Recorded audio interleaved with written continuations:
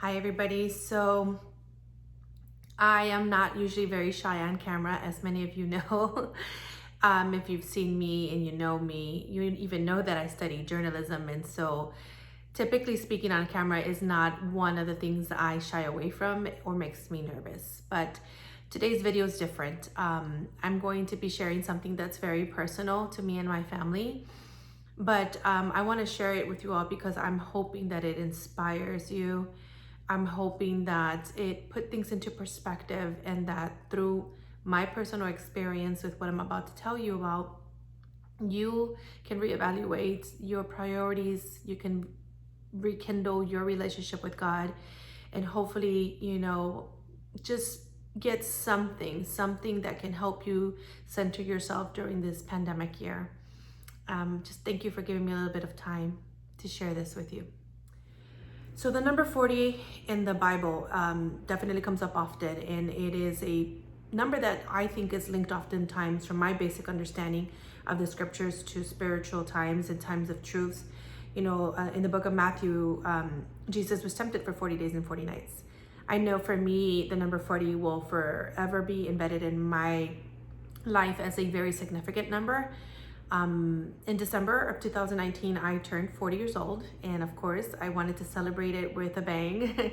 But it was a year where I was a bit worried. I was having some health issues and some concerns, and the concerns led to March 18th, 2020, right when everybody was going through a pandemic and everybody was feeling uncertain, as I was with my own family.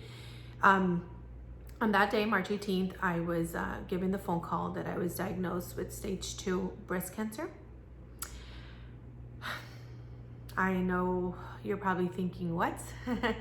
I kept it for a while to myself and with my family, only close friends and family.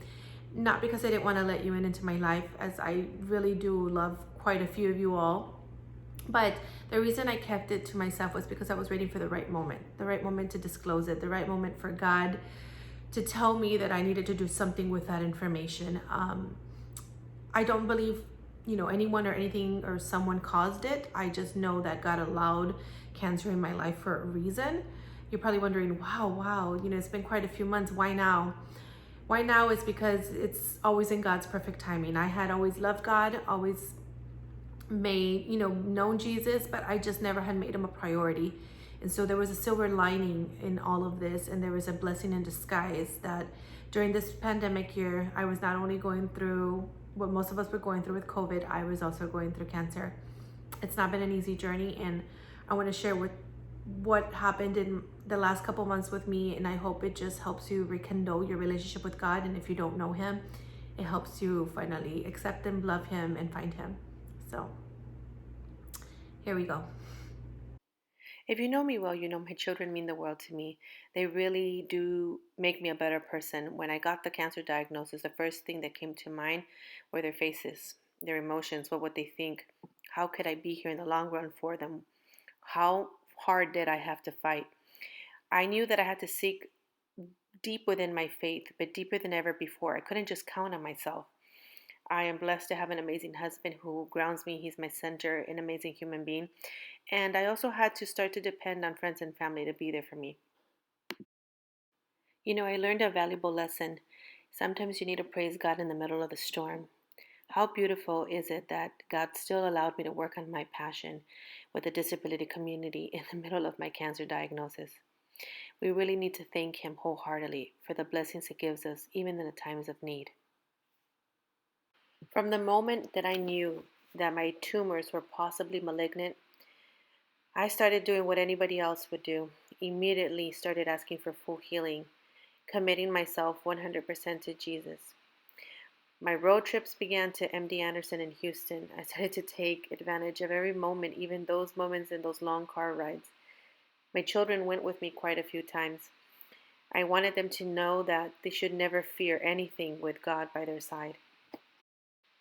On my first trips to MD Anderson, I started to thank God for every little moment. I thanked Him for the quiet time, for the time with my husband. I thanked Him for the road trips. I thanked Him for the hair that I still had that I knew I would lose. I was so gracious that for the first time ever in my life, I felt no anxiety. Everything was calming.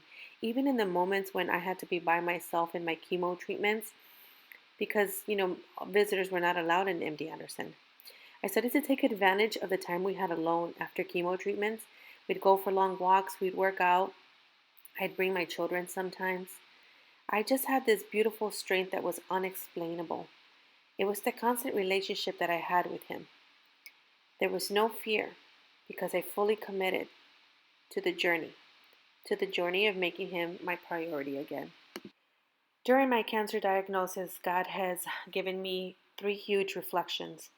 He's had me commit myself to Him, to family, and to my health. I've realized that I can still do what I love and continue to work and balance myself in my priorities a lot better by putting Him first. Now that I've put Him first, things all have fallen into place like they have never fallen into place before.